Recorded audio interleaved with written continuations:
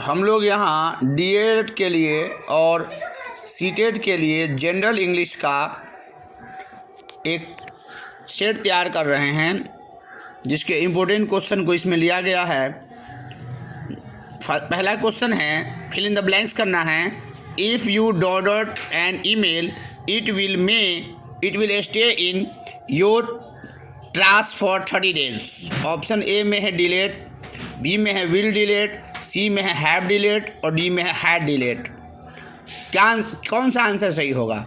तो हम देख रहे हैं, इफ़ यू विल डिलेट, अगर तुम किसी ईमेल को डिलीट कर देते हो, it will stay in your trash for 30 days, तो ये ट्रैश में 30 दिनों तक रहेगा।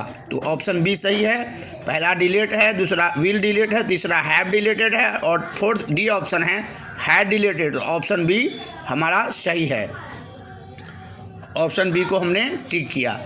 क्वेश्चन नंबर नेक्स्ट है, सेकंड में, choose the correct phrase from the given options and make a conditional sentence. क्या है हमको करना? If he dot the best player in the team he wouldn't have earn so much. अगर वो अच्छा player team का नहीं हुआ होता तो इतना ज़्यादा उसने अर्न नहीं किया होता। Wasn't, won't be, hadn't be, haven't be. तो ऑप्शन सी हैडंट बीन सही होगा। C, select the alternative which best expresses the meaning of the item's phrases. look down upon का मतलब होता है regard with contempt। तो ऑप्शन डी ही होगा। Option A में है एडमायर, बी में है इन्वेस्टिगेट, सी में है आपको परस्यूड और डी है regard with contempt. Look down upon का मतलब यही होता है, रिगार्ड विथ कंटेम्प्ट। 4 में है, इसमें 34 है। ऐसे हम लोग जो इंग्लिश केवल कर रहे हैं तो 4 है, select the alternative which best expresses the meaning of the items phrases. इस आइटम्स का मीनिंग क्या है? Go down. तो पहला ऑप्शन है ए में टू कलेक्ट, बी है टू रिजेक्ट, सी है टू बी ह्यूमिलेटेड और डी है टू बी रिड्यूस्ड। तो गो डाउन का मतलब होता है टू बी रिड्यूस्ड, कम कर देना। 5th में देखते हैं, fill in the blanks with the correct options. The Arabian Nights a wonderful book, have, where, are, is. तो अरेबियन नाइट एक बहुत ही सुंदर किताब है, आश्चर्यजनक किताब है। इज, चूँकि नाम है अरेबियन नाइट्स, ये है एक ही बुक, इसलिए और प्रेजेंट टेंस में ही लिखेंगे, इसलिए इज ही डालेंगे हम लोग यहाँ पर ऑक्सिलरी वर्ब में। Pick out the non finite verbs in the sentence given below. Hearing the noise, I return around. यहाँ नॉन फाइनाइट क्या, हम लोग जानते हैं नॉन फाइनाइट वर्ब वह होता है जो टेंस, जेंडर या पर्सन के अनुसार उसमें चेंजिंग नहीं आती है, या नंबर के अनुसार भी चेंजेस नहीं आते हैं। तो हियरिंग द नॉइज, हियरिंग जो है बदलने वाला नहीं है, तो ए जो ऑप्शन है हियरिंग, बी है नॉइज, सी है वन और डी है टर्न। हियरिंग सही है। हियरिंग ही नॉन फाइनाइट है जो चेंज नहीं होगा।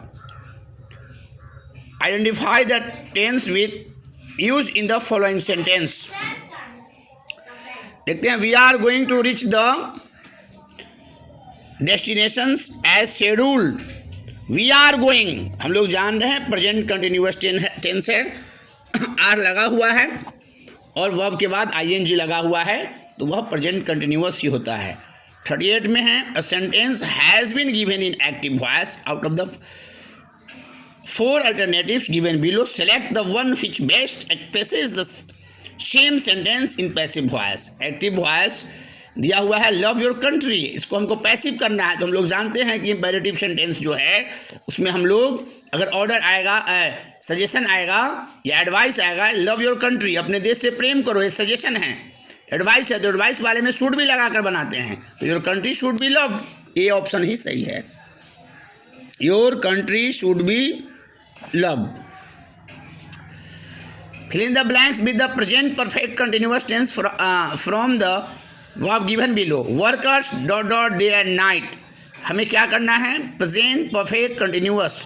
Workers have been working day and night. भी होगा, क्योंकि हम लोग जानते हैं प्रेजेंट परफेक्ट कंटिन्यूअस में हैज़ बीन लगता है, लेकिन यहाँ वर्कर्स प्लूरल है, थर्ड पर्सन प्लूरल नंबर है तो हैव बीन ही लगेगा। अगर सिंगुलर होता तो हैज़ बीन लगता, तो सी ऑप्शन होता।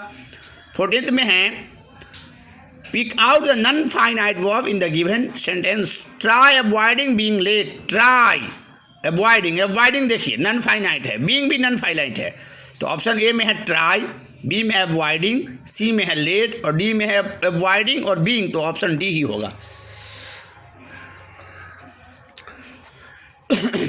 41 में है select the alternative which best express the meaning of the items phrases. Raining cats and dogs, raining cats और डॉग्स का क्या मतलब होता है? पहला है रेनिंग स्लोली, धीरे धीरे वर्षा होना, बी है रेनिंग इरेगुलरली, हाँ रुक रुक कर वर्षा होना, रेनिंग एट नाइट, रात में वर्षा होना, डी में है रेनिंग हेवनली, मूसलाधार वर्षा होना। तो कैट्स एंड डॉग्स रेनिंग का मतलब ही होता है मूसलाधार वर्षा होना, तो ऑप्शन डी सही है। 42 है where is the purpose of the question mark in a sentence. What is the purpose of the question mark in the sentence? To show direct speech without the text, यही सही होगा, direct speech को दिखलाने के लिए। A option ही सही है, दूसरे पर हम विचार भी नहीं करेंगे। 43 है select the most appropriated option to change the sentence from direct speech to indirect. तो how many apples have you eaten today, mother said, तो हम लोग क्या करेंगे इसको, मदर आस्ट है, मदर आस्ट मी, जब हमने मी लगा दिया है how many apples dot dot that day, तो मैंने यहाँ मी लगा दिया है, तो मी के अनुसार ही हम चेंज करेंगे यहाँ, तो मी के अनुसार चेंज करेंगे तो आई हैड ईटन ही होगा, ऑप्शन ए। नेक्स्ट देखते हैं 44 हमारा क्या है, fill in the blanks with the correct option. The prices of articles are still going, मतलब हर वस्तु की दाम बढ़ रही है, तो अप ए का अप होगा बढ़ने के लिए, अपॉन नहीं होगा, डाउन नहीं होगा, बियॉन्ड नहीं होगा, अब है choose the correct phrases from the given options and make the conditional sentence. If we dot a TV set we could watch the Asian Games, जब मैं टीवी सेट खरीदूंगा, मैंने जब टीवी सेट खरीदा, पास्ट में कुड लगा हुआ है, तब हम एशियन गेम को देख सके, तो सी ऑप्शन सी बॉट। Next which punctuation mark is use in when someone speaks, जब कोई बोलता है हम लोग कौन सा